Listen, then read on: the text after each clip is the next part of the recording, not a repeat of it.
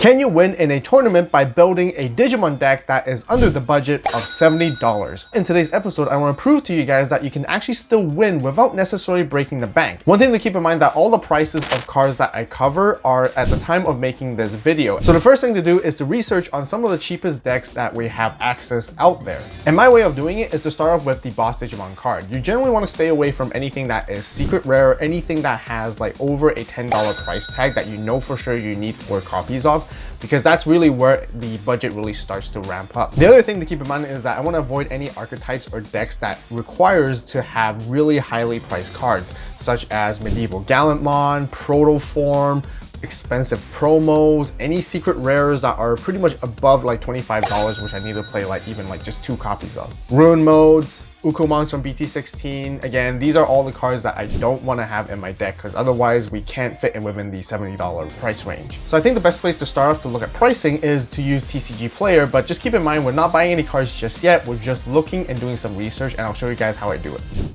Okay, so right here I'm on TCG Player, and just to let you guys know, we're just checking prices only. And let's look at World Convergence and shop single cards. Let's filter from high to low, because I generally like to go through that way so I can see like what's the most expensive cards all the way down. We can already see like promo Gammamon, so anything that has a deck with that is not an ideal. You know, definitely Gammamon, I mean like Purple Hybrid, they play that. Taikamiya, I mean, it's great that Venture is really good, but still not really in our budget range. I mean, we're just simply buying both these cards alone already, it's going to be like $70. But I did cover like a ACU episode on Adventure specifically on how you can win with it as well, so definitely watch that if you haven't done so yet. But here now we have gammamon, which is another secret rare, $22 for Atmon. Now you got to play like 4 copies of this card, so it's not going to really work out either. So generally I like to say the first page is not really what you want to be looking for. The second page isn't really much either, just because it's really mainly just alt arts. But this is where we'll start to see our very first like SR card, where we have Medusamon right here. And that can be pretty promising because I think this is possibly the only most expensive card that you need for the deck. But I did cover like a whole gameplay guide and deck profile for it already, so I don't feel like I would really want to cover that again, at least not for this episode. There was Emperor Greymon, same reason. I feel like Red Hybrid can be pretty budget friendly too, but again, like I cover that, you know, with like the full package videos, which I don't feel like need to. Tagiru, which we have Hunters, so that's very considerable as well. But page 3 is where we really start to go down to like the dollar SR cards. Anything that's less than $1 would be perfect here. You know, Marcus Shine Gray would be great too. Dorogora, I kind of covered it on DCGO, but I don't think this deck can be budget friendly just because you need Protoform.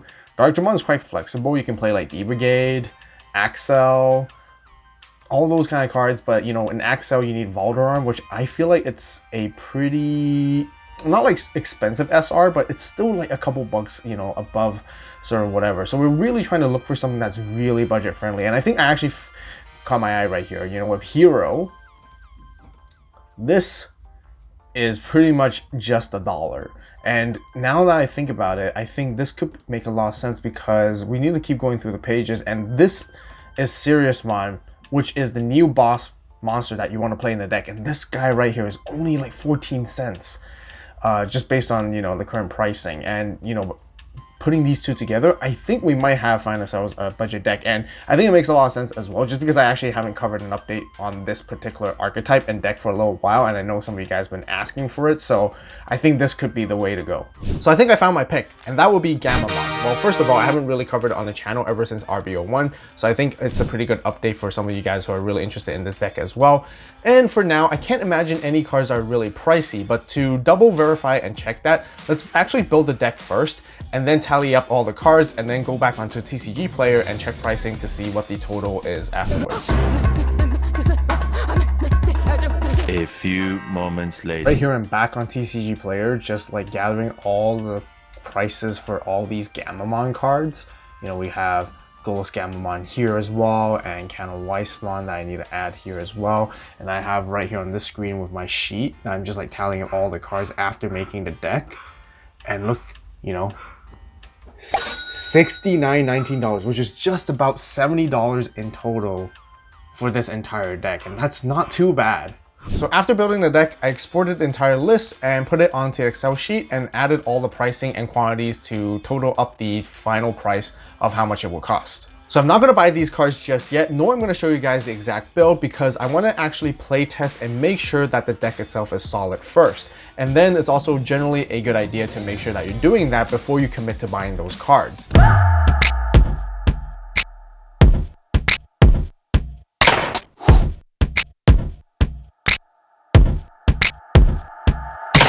So after a bit of playtesting, I think the core of the build is pretty solid. Siriusmon is really good at dealing extra damage into opponent's security, alongside with the combo of ARCTURUSmon to trash their security as well. And that is like your main win condition to push for game as quickly as you can. Even with that amount of damage though, I feel like the deck is still lacking a little bit of extra oomph to really push it there further to help close games. So I'm gonna go back onto the deck building, re-theorize a little bit and do a bit more adjusting and playtesting, and then I'll come back with you guys with the updated version. 2 hours later. So after I made the adjustments, I popped back onto DCGO, played a couple more games, and I started to feel more comfortable with the deck and started to realize I was able to win more games more consistently. And at this point, I feel like I'm ready to commit to actually getting the cards. So like you guys saw earlier, most of the cards that we need to build a deck is from the BT21 set. And the other half comes from RB01, which is also a very good set, especially when it comes to new players, because there's a lot of staple reprints in there, alongside with all the rest of the gammamon cards that we need to actually finish up the deck. So I gathered a list of the cards that I needed and headed to my local game store to check it out and see if they have any of them.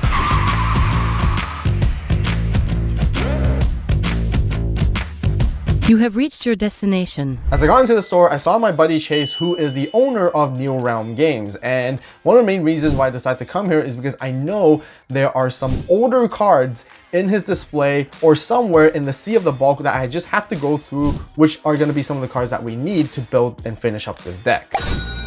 Okay, so we got most of the newer cards. Now the older cards that we just need are going to be a little bit tough to find, but we have a lot of assortment of kind of like bulk and random cards here. This is probably a bit of a hidden gem. This is probably gonna get what we need here because this looks like a, oh, I thought it was gonna be an old gammamon deck core or something and someone sold it, but okay, we got ALittleSpoon, which we need, which is good. So the funny thing with these ARCTURUSmons is that the alt art is actually cheaper than the regular art. And that's because in RB1, like the ratio is a little bit skewed differently, where you're more likely to pull the alt art than the regular art, which I'm holding in my left hand. I believe like this is actually like $12 to $15 with the regular art, but with the alt art, it's like somewhere between like $8 or $10. And yeah, so funny enough, you get to get a nicer art and you know have it cheaper, which is definitely a win-win situation. And then one other thing is that Omni X is a fantastic card to help like push and finish games off with a lot of removal, which is a really good card. But this card is crazy expensive right now, and it wouldn't work with our budget at all. So the replacement would actually be the good old reliable BT5 Blitz Omni, which we're pretty much trying to do exactly the same thing. It's just a game-ending card to help us get the win. Okay, so we still need to look for some older cards, but this is sometimes where you can find some hidden gems. I mean, like BT1 Metal Garurumon, that's crazy. Shivamon from BT8. So these are some like bunch of random SRs. And just a whole bunch of random kind of like bulk cards. Eosmon, okay. And Pyojamon, wow. Sometimes you can just find like hidden gems like these because this card is still played today and you still need it for Imperial for sure. But yeah, this is some cool stuff that we can go through. But hopefully I find what I need in here because yeah, Chase definitely has some like older cards at the store where we definitely need some of those. Oh wow, dragon modes. Massimons too. It's crazy. So right now as just waiting for Chase to price out the cards. Hopefully he gives me a good deal, but meanwhile we're waiting. I just want to quickly talk to you guys about like a few things. Originally, like I was gonna run the Proxima, which is like the main level 7 card of the archetype, right? But I just feel like it's not that great of a card. Like it doesn't really help as much as the meta right now, just to help close out the games. It doesn't solve that issue. I mean, it's really cool being able to like float bodies back, but I just feel like the game is so fast that you don't have a chance to really get the most value out of it. And the other cards I kind of considered running originally is like a toolbox style with all these like different level 4 gammamons, because the whole idea is to like mimic and copy effects, and then you can gain like piercing, blocker, being able to like not prevent your opponents from blocking you, having the blitz as well, which is really nice, which you can do a lot of crazy combos, but I just want to focus more on the consistency on the red-purple stuff. So after giving Chase all the cards to price out, the final total comes down to pretty much exactly on how we calculated, $69.19, which is pretty much $70. Okay, so I just got back from the store, and this is the moment that I know all you guys have been waiting for, the actual full deck profile and list. So Gammamon is an archetype that focuses on adding tons of sources to rack up inheritables. Mainly, it's actually DP buffs during your turn. The archetype has a unique mechanic in the form of level 5s that allows you to gain all the effects of Gammamon in their names, which includes your level 3s and 4s. That means you can use when digivolving effects again. You can also use on deletion effects of any of your ghoulless Gammamons and continue to rack up additional buffs and sort of like inheritables as you build your stack. So one really important thing to be mindful of when you're playing this deck is the wording of certain effects, because there's some of them that allows you to tuck Gammamon in its name, meaning it's level 3 and 4s only. But then as you climb up into your stack, there's other effects such as your Canon Spawn or Siriusmon allows you to tuck cards from your hand that are Digimon which have Gammamon in its text. And what that means is it can basically tuck anything within its own line, even with its level 5s and 6s themselves. Like I mentioned before, the main idea is to climb up into your Siriusmon and you want to attack into your opponent's security. Meanwhile, as you're attacking, you can tuck sources from your hand underneath, ideally which will be your ALittleSpoon, to delete your opponent's Digimon. And then you get to trash additional security to maximize your damage. I also mentioned earlier that I felt like the deck was lacking a little bit of damage to help close games, and here are my solutions. First, I want to add the BT10 Canon Spawn because it can gain security attack +1 and DP buffs. I also included the BT1 memory setter tie, which helps us set our memory at 3 at the beginning, and with the combinations of having the both heroes, we can gain so much during our turn and climb up very easily. But it's also to give our Siriusmon another additional security attack +1, so we can potentially go for OTK to sweep out all the opponent's security in one go. The other nice thing with the BT1 tie is that it doesn't require to be suspended to use any of its effects, meaning that it can be an unsuspended tamer which our Agunimon can digivolve on top of it to then finish the final attack. Other than that, the BT5 Blitz Omni helps me achieve the same goal as well. One of the other nice things about this deck is that there are a total of 16 cards that can trigger upon a security check, which is why I want to let the opponents chip away into us in the early stages of the game, because we could potentially get more value out of it by playing free tamers, setting up options, or even play out Gula's Gammamon from BT21. The early game plan is to chip away the opponent's security once with a level 4, and then use the recursion to rebuild your resources and build a second stack in the back.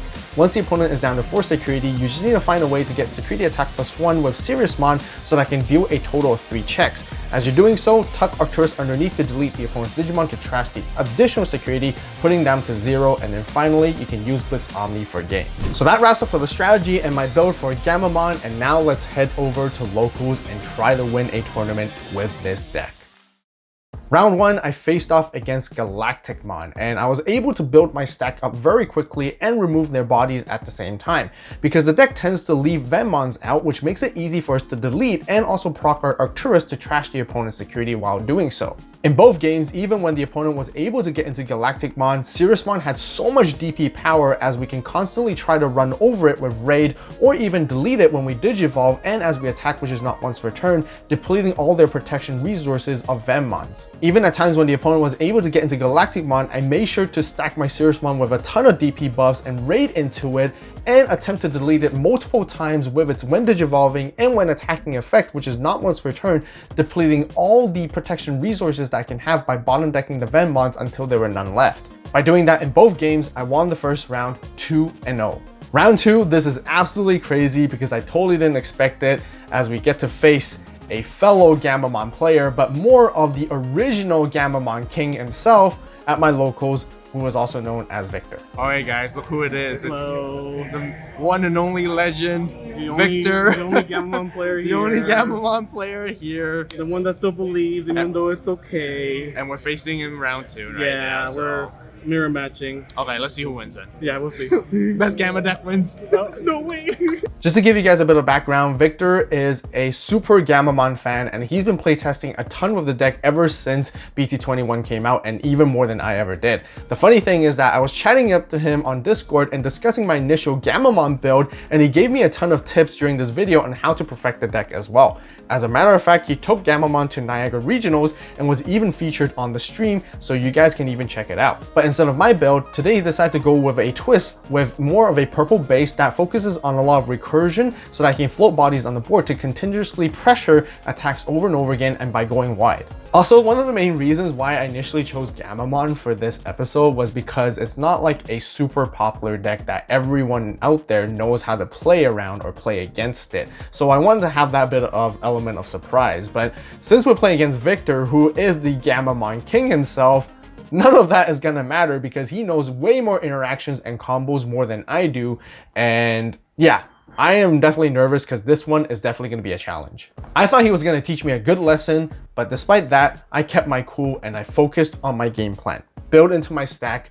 Since there are bodies on the board, I realized there was a lot of purple recursion. That means we can constantly try to delete them and get more effects off ALittleSpoon to trash his security. I knew I had to be patient and then wait for the right time to go for an all-out explosive play. And in the end, I managed to win against him 2-0. During that time, I was extremely hyped, not because we beat Victor the Gammamon King himself, but rather so actually being completely undefeated where we haven't lost a single game so far. And that is until when round 3 started, which I faced against Purple Hybrid. This is considered to be a tough matchup because Purple Hybrid generally doesn't leave bodies on the board for us to delete, and if we're not able to delete, it really shuts off our Arcturus capability to deal that extra damage we need. One of the things I have to be very careful of is not to chip away at their security without thinking twice, because that can potentially give them value such as tamers or boosts or anything that they may need to find to gather momentum, and then suddenly they can continue to attack us a lot and finish us off out of nowhere. Game 1, I was really patient. I just built in the back just to try to set up for an OTK combo, and eventually I was able to chip away one security, setting up to that lethal point, and then push out with Together to go into SiriusMon, take down all the rest of the security, and then Blitz Omni for game. And here, all we needed was one more game win. We will be completely undefeated, winning the entire locals tournament. But sadly, in game 2, I fumbled. It came to a point that we really needed Arcturus, but we drew it too late in the part of the combo process that we weren't able to deal that extra damage to finish the game off. Looking back, I think I could have sequenced my effects a little bit better. Instead of just trying to delete all the opponent's Digimon on the board as I climb into Cano Weissmon, I should have waited until I got into SiriusMon and draw all my cards off of effects first, and as I attack with it, I would have probably found the Arcturus to tuck under, which then there will be a body on the opponent's side to delete to deal that extra damage which I needed for the game-winning play. And because I wasn't able to close the game out, I just had to pass the turn, and then the opponent was able to come out with all their hybrids and go for Gallon into another promo Gallon and finish us off. Now that comes down to the wire in game 3. We still have a chance. I can still be undefeated, even though with one game loss, which I can potentially win this tournament. All that comes down to is this final game here. Same game plan as before. I just want to try to build in the back as much as I can and set up cards that helps me deal that additional damage by either going into the BT10 Canon Wise or having a memory setter tie, or also chipping the opponent's security just by 1 to set up for that lethal play. At one point, I had 3 rookies on the board, but I only decided to chip at the opponent's security with 1 of them and leaving the other 2 unsuspended because I didn't want to go for too much chips, which could potentially give them a tamer, which I'd noticed that they haven't established just yet. And that was when the opponent started attacking into us relentlessly. But we managed to find a lot of value with multiple tamers and option cards, which is going to give us a huge explosive value turn in the following. So once I was ready to go, I pushed out, I climbed all the way up to SiriusMon, and I was able to wipe out the remaining 4 security. But unfortunately, I did not have Blitz Omni in my hand because the turn prior, the opponent milled it out from our deck, and the other copy that I had was really deep inside after looking. The other unfortunate thing was that I had a Goonie in my hand, but during that moment, I only had 1 memory to work with, which I need to use at least 2 memory to Digivolve to still keep turn to go for that final punch. Since I wasn't able to close it, the opponent then finished us off in the following turn afterwards, and unfortunately we lost in the end 1-2. I gotta admit, it was such a pain because I was so close to winning the entire tournament and potentially going completely undefeated without losing a single game. And I got really hyped up for that moment. But you know what? Despite not finishing it in the end, I'm still really happy that I did this challenge and I had a lot of fun with it, learning about the new things about gammamon and how to play the deck as well. So I hope this video was helpful and also entertaining for you guys to watch, especially for those who are looking to get into the Digimon card game with a budget. But I do want to make it clear that gammamon isn't like a highly competitive top tier deck in the format whatsoever, but you can still bring it to a local level and expect to do decently well just because the base of its design is incredibly solid. And I hope this video proves to you guys that you can still at least win with this deck at a local level. But at the end of the day, the most important thing is to enjoy and have fun while you're playing this game. What do you guys think about this budget series and challenge? Let me know in the comments down below, and also mention on what the next challenge that you guys would like to see as well. Also, don't forget to go to the AVAULT store and get the latest drop with the newest Destined Partners playmat and the status counters to help keep track of your effects while playing. With that being said, I really like the gammamon deck that mixes both red and purple mechanics together, forming internal conflicts within itself just like the show. But the real inner battle truly begins with the next episode of ACU.